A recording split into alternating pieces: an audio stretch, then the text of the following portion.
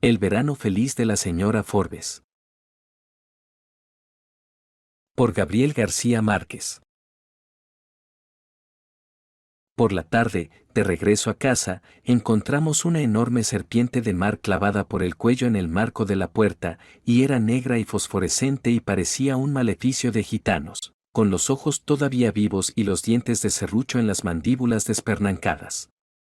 Yo andaba entonces por los 9 años, y sentí un terror tan intenso ante aquella aparición de delirio, que se me cerró la voz.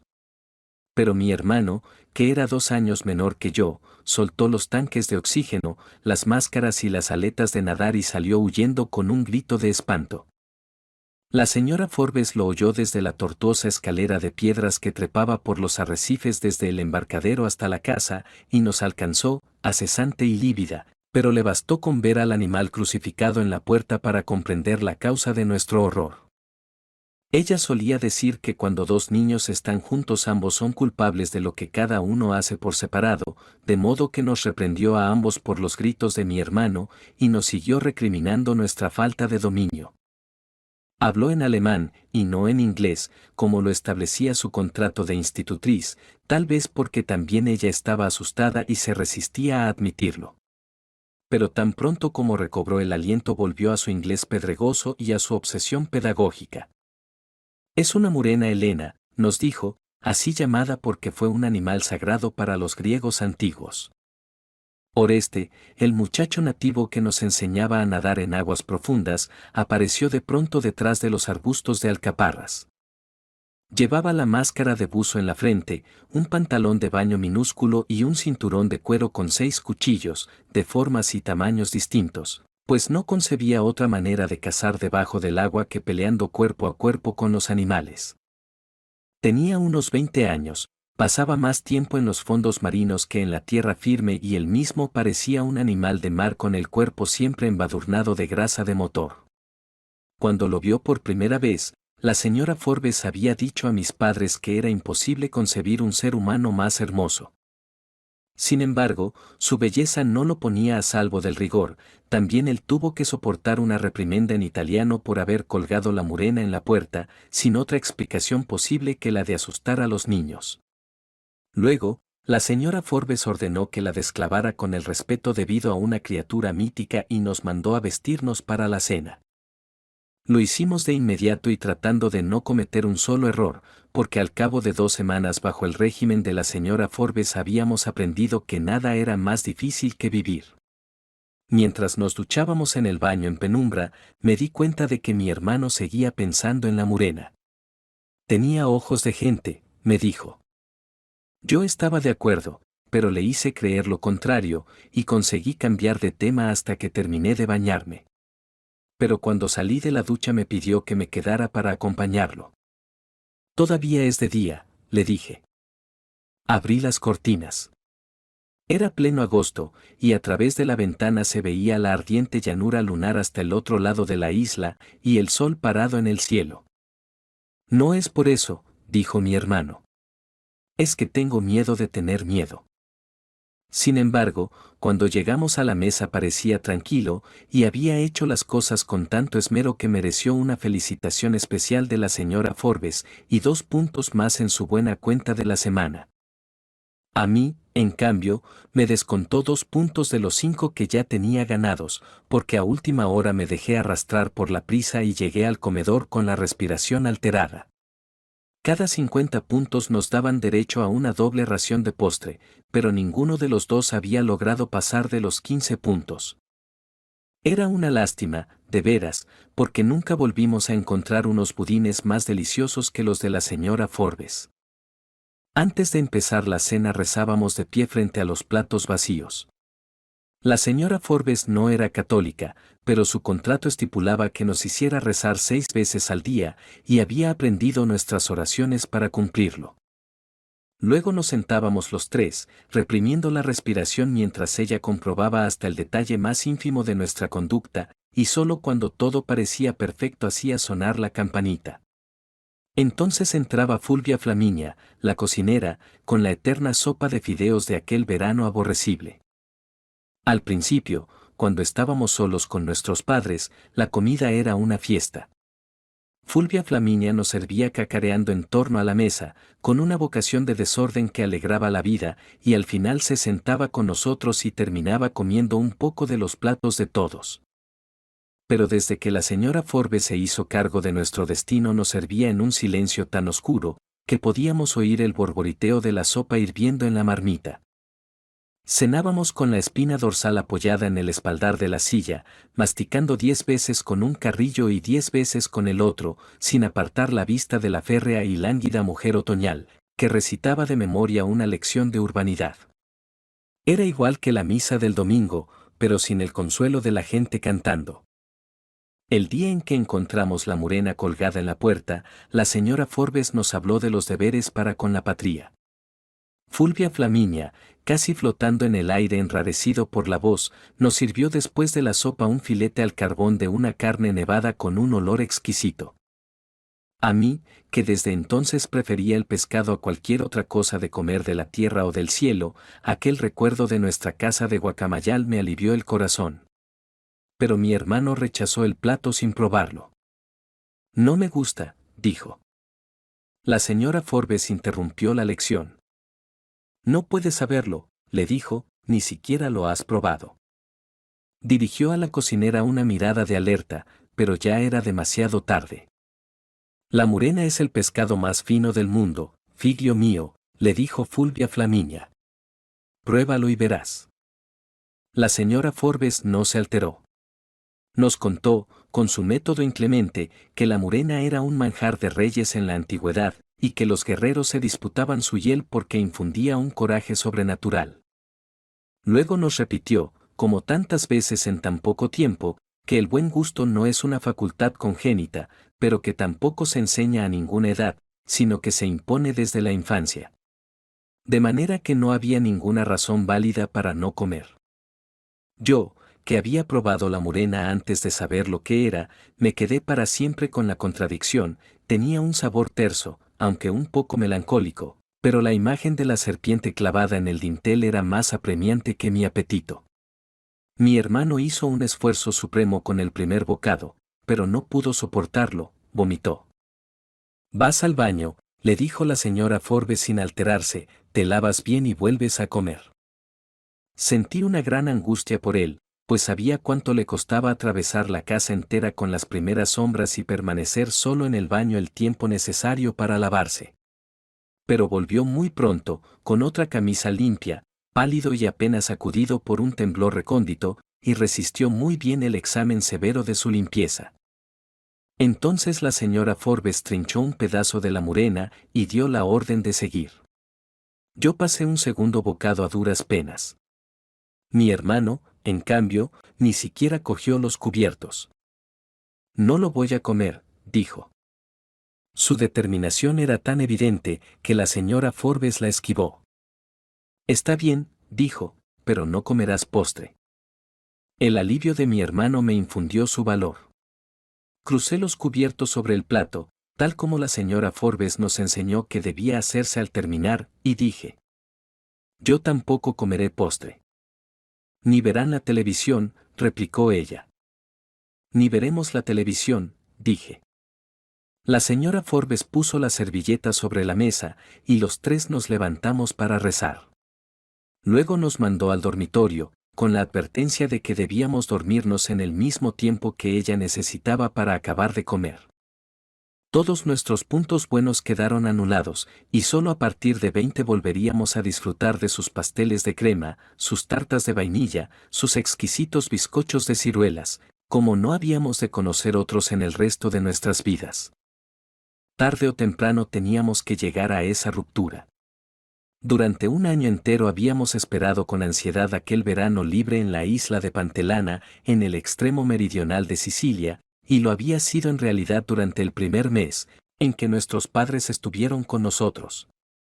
Todavía recuerdo como un sueño la llanura solar de rocas volcánicas, el mar eterno, la casa pintada de cal viva hasta los ardineles, desde cuyas ventanas se veían en las noches sin viento las aspas luminosas de los faros de África.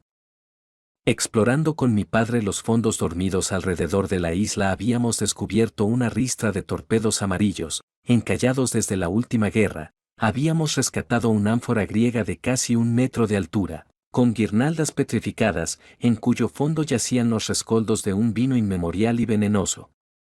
Y nos habíamos bañado en un remanso humeante, cuyas aguas eran tan densas que casi se podía caminar sobre ellas.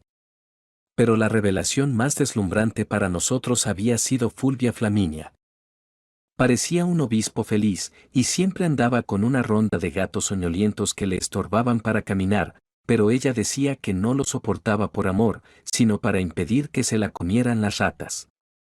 De noche, mientras nuestros padres veían en la televisión los programas para adultos, Fulvia Flaminia nos llevaba con ella a su casa, a menos de 100 metros de la nuestra, y nos enseñaba a distinguir las algarabías remotas, las canciones, las ráfagas de llanto de los vientos de Túnez. Su marido era un hombre demasiado joven para ella, que trabajaba durante el verano en los hoteles de turismo, al otro extremo de la isla, y solo volvía a casa para dormir. Oreste vivía con sus padres un poco más lejos, y aparecía siempre por la noche con ristras de pescados y canastas de langostas acabadas de pescar, y las colgaba en la cocina para que el marido de Fulvia Flaminia las vendiera al día siguiente en los hoteles. Después se ponía otra vez la linterna de buzo en la frente y nos llevaba a cazar las ratas de monte, grandes como conejos, que acechaban los residuos de las cocinas. A veces volvíamos a casa cuando nuestros padres se habían acostado, y apenas si podíamos dormir con el estruendo de las ratas disputándose las sobras en los patios. Pero aún aquel estorbo era un ingrediente mágico de nuestro verano feliz. La decisión de contratar una institutriz alemana solo podía ocurrírsele a mi padre, que era un escritor del Caribe con más ínfulas que talento. Deslumbrado por las cenizas de las glorias de Europa, siempre pareció demasiado ansioso por hacerse perdonar su origen, tanto en los libros como en la vida real, y se había impuesto la fantasía de que no quedara en sus hijos ningún vestigio de su propio pasado. Mi madre siguió siendo siempre tan humilde como lo había sido de maestra errante en la Alta Guajira, y nunca se imaginó que su marido pudiera concebir una idea que no fuera providencial. De modo que ninguno de los dos debió preguntarse con el corazón cómo iba a ser nuestra vida con una sargenta de Dortmund, empeñada en inculcarnos a la fuerza los hábitos más rancios de la sociedad europea, mientras ellos participaban con 40 escritores de moda en un crucero cultural de 5 semanas por las islas del mar Egeo. La señora Forbes llegó el último sábado de julio en el barquito regular de Palermo, y desde que la vimos por primera vez nos dimos cuenta de que la fiesta había terminado. Llegó con unas botas de miliciano y un vestido de solapas cruzadas en aquel calor meridional, y con el pelo cortado como el de un hombre bajo el sombrero de fieltro. Olía a orines de mico. Así huelen todos los europeos, sobre todo en verano, nos dijo mi padre. Es el olor de la civilización. Pero, a despecho de su atuendo marcial, la señora Forbes era una criatura escuálida, que tal vez nos habría suscitado una cierta compasión si hubiéramos sido mayores o si ella hubiera tenido algún vestigio de ternura. El mundo se volvió distinto. Las 6 horas de mar, que desde el principio del verano habían sido un continuo ejercicio de imaginación, se convirtieron en una sola hora igual, muchas veces repetida. Cuando estábamos con nuestros padres disponíamos de todo el tiempo para nadar con Oreste, asombrados del arte y la audacia con que se enfrentaba a los pulpos en su propio ámbito turbio de tinta y de sangre, sin más armas que sus cuchillos de pelea. Después siguió llegando a las 11 en el botecito de motor fuera borda, como lo hacía siempre, pero la señora Forbes no le permitía quedarse con nosotros ni un minuto más del indispensable para la clase de natación submarina. Nos prohibió volver de noche a la casa de Fulvia Flaminia, porque lo consideraba como una familiaridad excesiva con la servidumbre, y tuvimos que dedicar a la lectura analítica de Shakespeare el tiempo de que antes disfrutábamos cazando ratas. Acostumbrados a robar mangos en los patios y a matar perros a ladrillazos en las calles ardientes de Guacamayal, para nosotros era imposible concebir un tormento más cruel que aquella vida de príncipes. Sin embargo, muy pronto nos dimos cuenta de que la señora Forbes no era tan estricta consigo misma como lo era con nosotros, y esa fue la primera grieta de su autoridad. Al principio se quedaba en la playa bajo el parasol de colores, vestida de guerra, leyendo baladas de Schiller mientras Oreste nos enseñaba a bucear, y luego nos daba clases teóricas de buen comportamiento en sociedad, horas tras horas, hasta la pausa del almuerzo. Un día pidió a Oreste que la llevara en el botecito de motor a las tiendas de turistas de los hoteles, y regresó con un vestido de baño enterizo, negro y tornasolado, como un pellejo de foca, pero nunca se metió en el agua. Se asoleaba en la playa mientras nosotros nadábamos, y se secaba el sudor con la toalla, sin pasar por la regadera, de modo que a los 3 días parecía una langosta en carne viva y el olor de su civilización se había vuelto irrespirable. Sus noches eran de desahogo. Desde el principio de su mandato sentíamos que alguien caminaba por la oscuridad de la casa, braceando en la oscuridad, y mi hermano llegó a inquietarse con la idea de que fueran los ahogados errantes de que tanto nos había hablado Fulvia Flaminia. Muy pronto descubrimos que era la señora Forbes, que se pasaba la noche viviendo la vida real de mujer solitaria que ella misma se hubiera reprobado durante el día. Una madrugada la sorprendimos en la cocina, con el camisón de dormir de colegiala, preparando sus postres espléndidos, con todo el cuerpo embadurnado de harina hasta la cara y tomándose un vaso de oporto con un desorden mental que habría causado el escándalo de la otra señora Forbes. Ya para entonces sabíamos que después de acostarnos no se iba a su dormitorio, sino que bajaba a nadar a escondidas o se quedaba hasta muy tarde en la sala, viendo sin sonido en la televisión las películas prohibidas para menores. Mientras comía tartas enteras y se bebía hasta una botella del vino especial que mi padre guardaba con tanto celo para las ocasiones memorables. Contra sus propias prédicas de austeridad y compostura, se atragantaba sin sosiego, con una especie de pasión desmandada.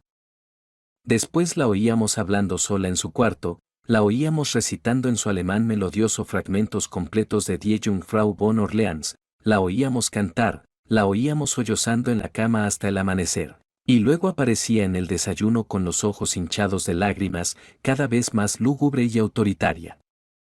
Ni mi hermano ni yo volvimos a ser tan desdichados como entonces, pero yo estaba dispuesto a soportarla hasta el final, pues sabía que de todos modos su razón había de prevalecer contra la nuestra.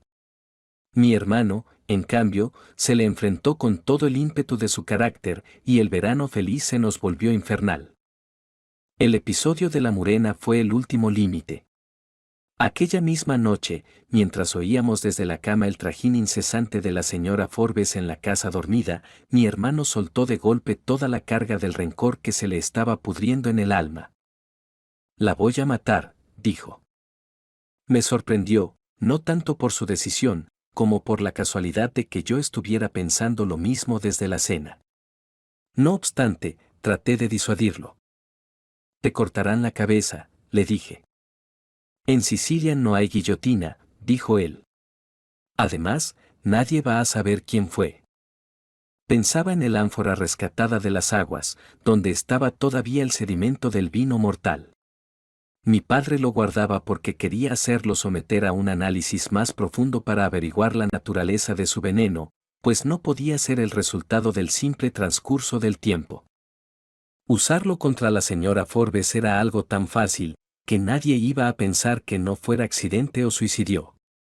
De modo que al amanecer, cuando la sentimos caer extenuada por la fragorosa vigilia, echamos vino del ánfora en la botella del vino especial de mi padre. Según habíamos oído decir, aquella dosis era bastante para matar un caballo. El desayuno lo tomábamos en la cocina a las 9 en punto, servido por la propia señora Forbes con los panecillos de dulce que Fulvia Flaminia dejaba muy temprano sobre la hornilla. 2 días después de la sustitución del vino, mientras desayunábamos, mi hermano me hizo caer en la cuenta con una mirada de desencanto que la botella envenenada estaba intacta en el aparador. Eso fue un viernes, y la botella siguió intacta durante el fin de semana. Pero la noche del martes, la señora Forbes se bebió la mitad mientras veía las películas libertinas de la televisión. Sin embargo, llegó tan puntual como siempre al desayuno del miércoles. Tenía su cara habitual de mala noche, y los ojos estaban tan ansiosos como siempre detrás de los vidrios macizos, y se le volvieron aún más ansiosos cuando encontró en la canasta de los panecillos una carta con sellos de Alemania. La leyó mientras tomaba el café, como tantas veces nos había dicho que no se debía hacer, y en el curso de la lectura le pasaban por la cara las ráfagas de claridad que irradiaban las palabras escritas. Luego arrancó las estampillas del sobre y las puso en la canasta con los panecillos sobrantes para la colección del marido de Fulvia Flaminia. A pesar de su mala experiencia inicial, aquel día nos acompañó en la exploración de los fondos marinos, y estuvimos divagando por un mar de aguas delgadas hasta que se nos empezó a agotar el aire de los tanques y volvimos a casa sin tomar la lección de buenas costumbres. La señora Forbes no solo estuvo de un ánimo floral durante todo el día, sino que a la hora de la cena parecía más viva que nunca. Mi hermano, por su parte, no podía soportar el desaliento. Tan pronto como recibimos la orden de empezar apartó el plato de sopa de fideos con un gesto provocador. «Estoy hasta los cojones de esta agua de lombrices», dijo. Fue como si hubiera tirado en la mesa una granada de guerra. La señora Forbes se puso pálida, sus labios se endurecieron hasta que empezó a disiparse el humo de la explosión y los vidrios de sus lentes se empañaron de lágrimas. Luego se los quitó, lo secó con la servilleta y antes de levantarse la puso sobre la mesa con la amargura de una capitulación sin gloria. «Hagan lo que les dé la gana», dijo. «Yo no existo». Se encerró en su cuarto desde las 7. Pero antes de la medianoche, cuando ya nos suponía dormidos, la vimos pasar con el camisón de colegiala y llevando para el dormitorio medio pastel de chocolate y la botella con más de 4 dedos del vino envenenado. Sentí un temblor de lástima. «Pobre señora Forbes», dije. Mi hermano no respiraba en paz. «Pobres nosotros si no se muere esta noche», dijo. Aquella madrugada volvió a hablar sola por un largo rato, declamó a Schiller a grandes voces, inspirada por una locura frenética, y culminó con un grito final que ocupó todo el ámbito de la casa.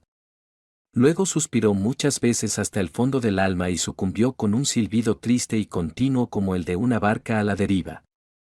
Cuando despertamos, todavía agotados por la tensión de la vigilia, el sol se metía a cuchilladas por las persianas, pero la casa parecía sumergida en un estanque.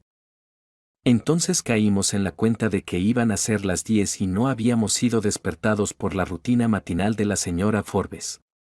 No oímos el desagüe del retrete a las 8, ni el grifo del lavabo, ni el ruido de las persianas, ni las cerraduras de las botas y los 3 golpes mortales en la puerta con la palma de su mano de negrero.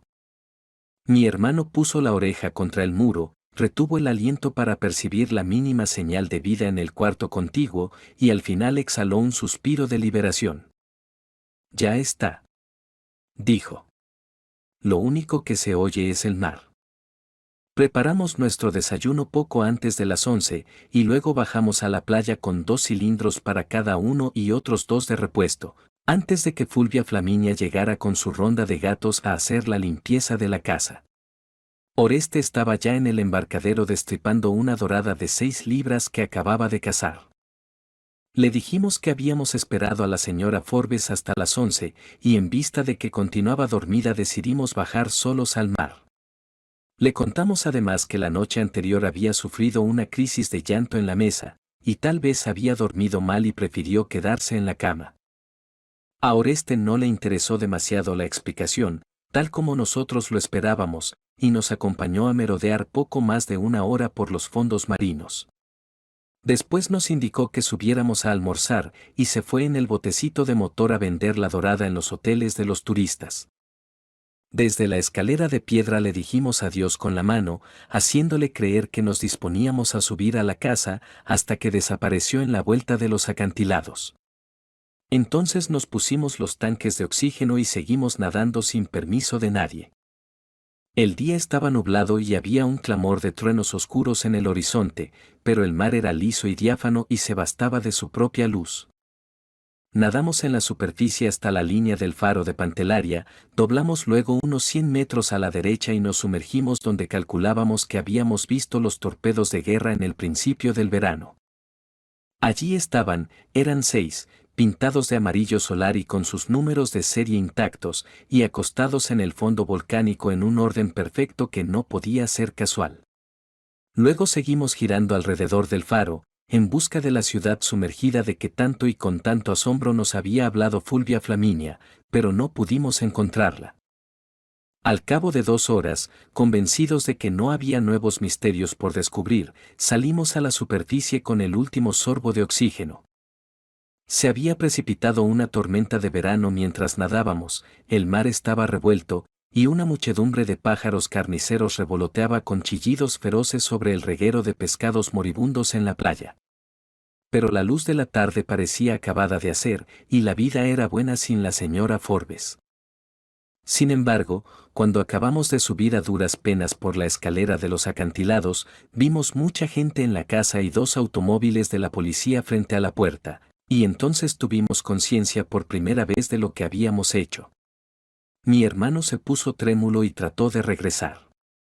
Yo no entro, dijo. Yo, en cambio, tuve la inspiración confusa de que con solo ver el cadáver estaríamos a salvo de toda sospecha. Date tranquilo, le dije. Respira hondo, y piensa solo una cosa, nosotros no sabemos nada. Nadie nos puso atención.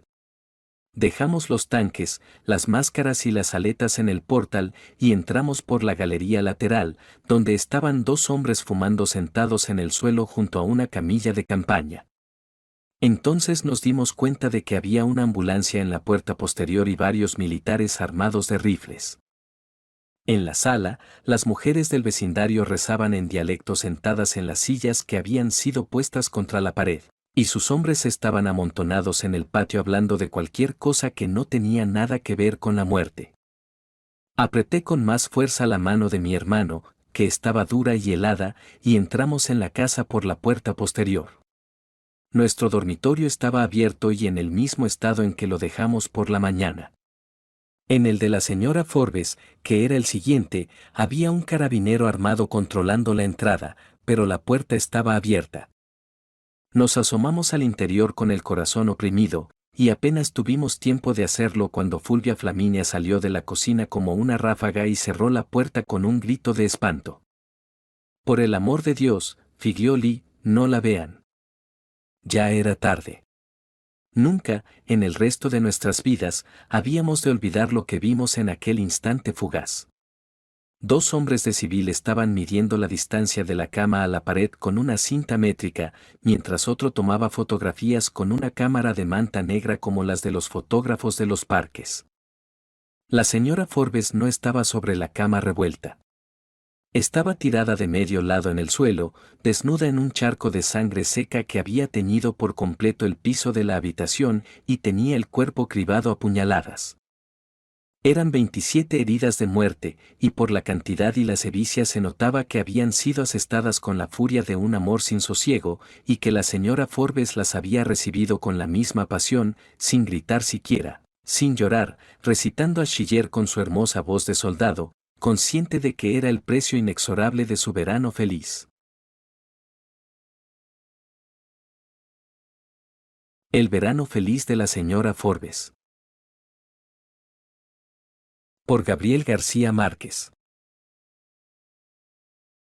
Por la tarde, de regreso a casa, encontramos una enorme serpiente de mar clavada por el cuello en el marco de la puerta, y era negra y fosforescente y parecía un maleficio de gitanos, con los ojos todavía vivos y los dientes de serrucho en las mandíbulas despernancadas. Yo andaba entonces por los 9 años, y sentí un terror tan intenso ante aquella aparición de delirio, que se me cerró la voz. Pero mi hermano, que era 2 años menor que yo, soltó los tanques de oxígeno, las máscaras y las aletas de nadar y salió huyendo con un grito de espanto. La señora Forbes lo oyó desde la tortuosa escalera de piedras que trepaba por los arrecifes desde el embarcadero hasta la casa, y nos alcanzó, acesante y lívida, pero le bastó con ver al animal crucificado en la puerta para comprender la causa de nuestro horror. Ella solía decir que cuando 2 niños están juntos ambos son culpables de lo que cada uno hace por separado, de modo que nos reprendió a ambos por los gritos de mi hermano, y nos siguió recriminando nuestra falta de dominio. Habló en alemán, y no en inglés, como lo establecía su contrato de institutriz, tal vez porque también ella estaba asustada y se resistía a admitirlo. pero tan pronto como recobró el aliento volvió a su inglés pedregoso y a su obsesión pedagógica.